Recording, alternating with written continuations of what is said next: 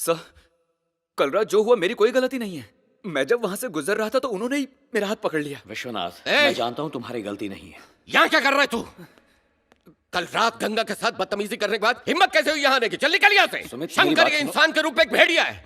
इसकी भोली सूरत पे भरोसा करके इसे घर में जगह देनी ही नहीं चाहिए थी। चल निकल यहाँ से। देखिए सर, यकीन कीजिए मेरी कोई गलती नहीं। आप सबको गलतफहमी हो रही है। हमारी आंखों में धूल झोंकना चाहता है। तेरी सुमित!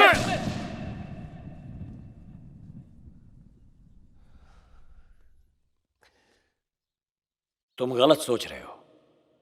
विश्वनाथ की इसमें कोई गलती नहीं है। क्या मतलब? गंगा ने इसे बुलाया।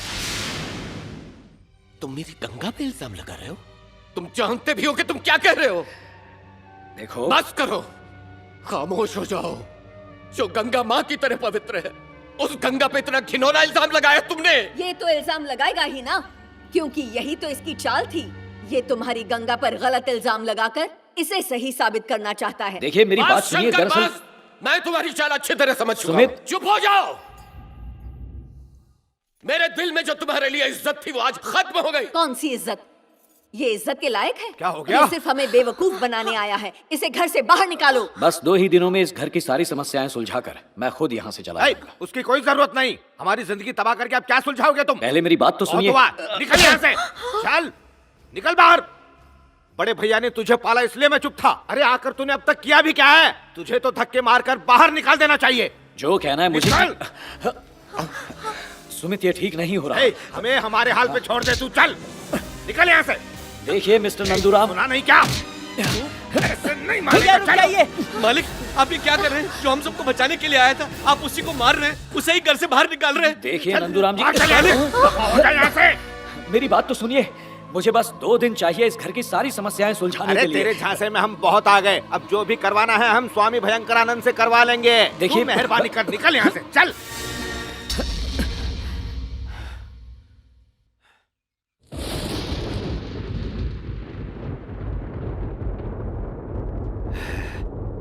बहुत बड़ी गलती कर रहे हो। इतने महान इंसान को घर से बाहर निकालकर इसके लिए भुगतोगे तुम। स्वामी जी, इसने अब तक हमारे साथ। खामोश हो जाओ और अपना मुंह बंद रखो। मुझे सब मालूम है। शंकर का इस घर में रहना मेरे रहने से भी ज्यादा अहमियत रखता है। खून पूछो। महान इंसान का खून गिरना नहीं चाहिए। अगर आज इस घर में सब लोग सही सलामत हैं, तो वो मेरी पूजा से नहीं बल्कि इनकी बदौलत है।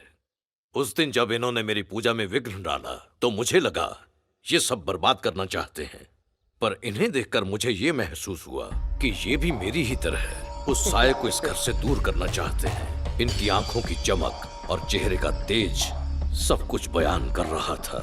इसलिए मैंने इनसे मिलकर इन बातों को जानना चाहा कि ऊपर क्या हुआ था। इन्होंने जो कुछ भी बताया वो सुनकर मैं कांप गया। चंद्रमुखी ने कई बार सुमित पर हमला किया, पर शंकर की वजह से वो कामयाब नहीं हो पाई। ये कोई साधारण मनुष्य नहीं है। अमेरिका के सबसे बड़े मनोवैज्ञानिक के शिष्य हैं ये। इतना ही नहीं, अमेरिका के बड़े बड़े रहस्यों को सुलझाने वालों में इनका नाम बड़े शान से लिया जाता है।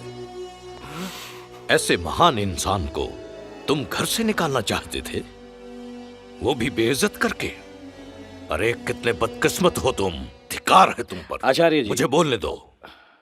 गंगा पर इल्जाम लगाने की वजह से आप सब इन्हें घर से बाहर निकाल रहे थे, पर क्या आप लोगों को इस बात का अंदाजा है कि उसी गंगा की जान बचाने के लिए खुद की जान दांव पे लगा दी? पता है, अगर गंगा को बचाना है तो शंकर को मरना होगा। यही विधि का विधान है। मैं जानता हूं तुम्हें यकीन नहीं होगा। शंकर, जो तुमने मुझे बताया वो सब इनको भी बताओ। जी। मुझसे कितनी बड़ी गलती हो गई। जो दूसरों की जान बचाना चाहता था, मैं उसी की जान लेना चाहती थी। जो मैं बताने जा रहा हूं उसे सुनकर आपका दिल दहल जाएगा। यहां जो भी हो रहा है उसकी वजह ना तो दुर्गा है और ना ही घर के बाहर का कोई इंसान। चंद्रमुखी के वश में जो है वो कोई और नहीं, तुम्हारी गंगा है। जब तुमने मुझे फोन करके यहां बुलाया था तो ये बताया था कि इस घर की सारी परेशानियों की वजह दुर्गा है। लेकिन दुर्गा से मिलके मुझे यकीन हो गया कि इसमें उसका कोई हाथ नहीं है। उस दिन जब रात को करीब 12 बजे के बाद मैंने चंद्रमुखी के कमरे से घुंघरू पहनकर नाचने की आवाजें सुनी, तब मैं वहां गया, पर मेरे जाते ही आवाजें बंद हो गई।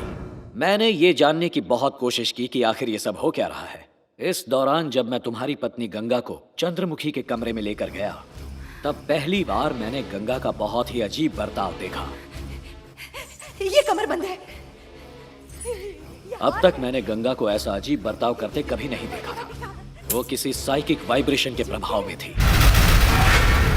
और उसी वक्त मैं समझ गया था कि चंद्रमुखी के वश में कोई और नहीं, गंगा ही है। अपने अंदाजे को यकीन में बदलने के लिए मैंने गंगा को चंद्रमुखी का घुंघरू दिखाते हुए झूठ कहा कि वो घुंघरू चंद्रमुखी का नहीं बल्कि किसी और का है। मेरा यकीन मानो, ये घुंघरू चंद्रमुखी का नहीं है। उस वक्त मैंने गंगा को चंद्रमुखी के रूप में तब्दील होते हुए देखा। गंगा, तुम इस बारे में कुछ नहीं जानती। जानती हूँ, जानती हूँ, जानती हूँ, जानती हूँ, जानती हूँ। अरे अरे, शांत हो जाओ, रिलैक्स रिलैक्स। इतनी नाराज क्यों हो रही हो? हाँ सुमित, गंगा चंद्रमुखी में बदल जाती है। यही है उसकी दिमागी बीमारी। 26 साल की ये लड़की 60 साल की एक बूढ़ी औरत की तरह बोलती है, ठीक वैसे ही जैसे एक 5 साल का बच्चा अपने दादा की नकल करता है। मेडिकल लैंग्वेज में हम इसे कहते हैं स्प्लिट पर्सनैलिटी, यानी एक ही शख्स में कोई दूसरी शख्सियत भी रहती है, अ पोजेशन स्टेट। गंगा इसी बीमारी का शिकार है।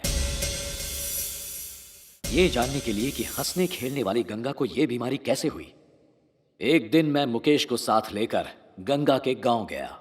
आप गंगा की जिंदगी का सिर्फ एक पहलू जानते हैं, पर उसकी जिंदगी का उससे हटकर एक दूसरा पहलू और भी है। ये मैंने उसके गांव जाकर जाना। गंगा के पिताजी ने अपनी बिरादरी से बाहर किसी लड़की से शादी कर ली थी। इस वजह से उनकी बिरादरी वालों ने उन्हें गांव से बाहर निकाल दिया था। यहाँ तक कि जब गंगा के पिता की मौत हुई, तब गांव वालों ने उनका अंतिम संस्कार करने से भी मना कर दिया था। उन्होंने शर्त रखी थी कि अगर गंगा की माँ सभी गांव वालों के पैर छूकर माफी मांगेगी, तभी उसे माफी मिलेगी। गंगा की माँ ने ये सजा भुगत तो ली, पर इस बेइज्जती ने उनकी जान ले ली। लेकिन इतने से भी गांव वालों का जी नहीं भरा। उन्होंने दोनों शवों पर पेट्रोल डालकर उन्हें जला दिया। यह सारा हादसा गंगा की आंखों के सामने ही हुआ था। गुस्से में गंगा अपने आपे से बाहर हो गई और बेहोश हो गई।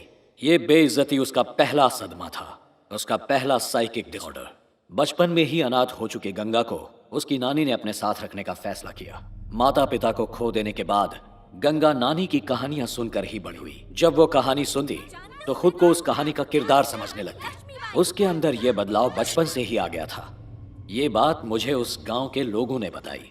जब गंगा के 10वीं के इम्तिहान थे, उस वक्त उसकी नानी बीमार पड़ गई।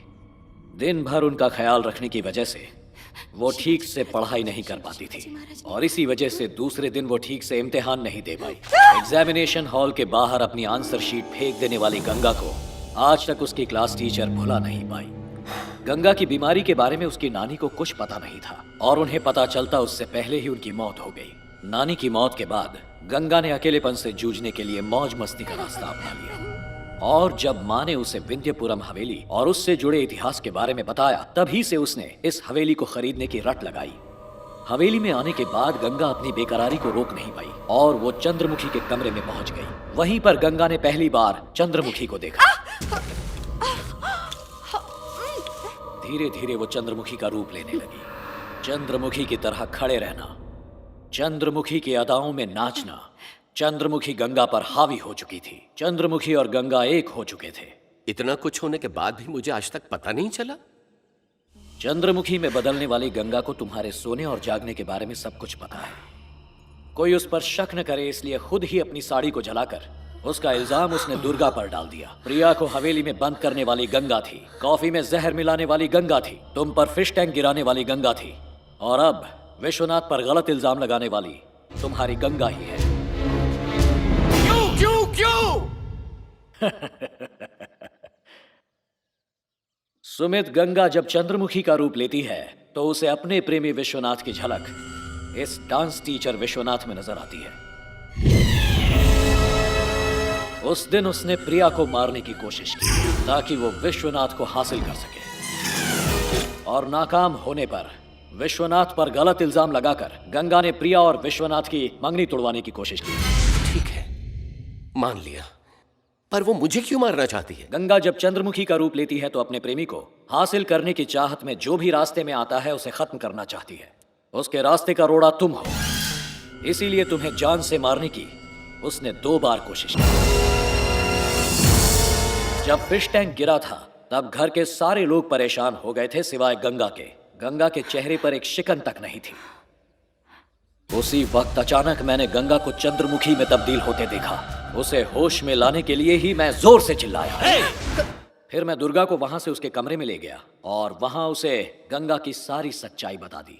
गंगा की परेशानी जानने के बाद दुर्गा उसके सारे इल्जाम अपने सिर पर लेने को तैयार हो गई और उसी वक्त उसने ठीक है, मैं सारे इल्जाम ले लूंगी। इल्जाम अपने सिर लेने का नाटक किया, जिस वजह से गंगा फिर से बेफिक्र होकर घूमने लगी। चंद्रमुखी बनने के पीछे उसका मकसद क्या है ये जानने के लिए आचार्य जी की परवाह न करते हुए मैं खुद राजा विक्रमजीत बनकर वहां गया। छड़ी और जूतों की आवाज सुनने के बाद उसे यकीन हो गया कि मैं वही विक्रमजीत हूं जिससे वो नफरत करती है। उसने खुद मुझसे कहा कि आने वाली दुर्गाष्टमी के दिन राजा विक्रमजीत को मारना ही उसका मकसद है। चंद्रमुखी का यह मकसद पूरा नहीं हुआ तो हमें गंगा कभी नहीं मिलेगी। इसका मतलब दुर्गाष्टमी को विक्रमजीत की जगह वो तुम्हें मारने वाली है? हाँ क्योंकि जिसे वो राजा विक्रमजीत समझ रही है वो मैं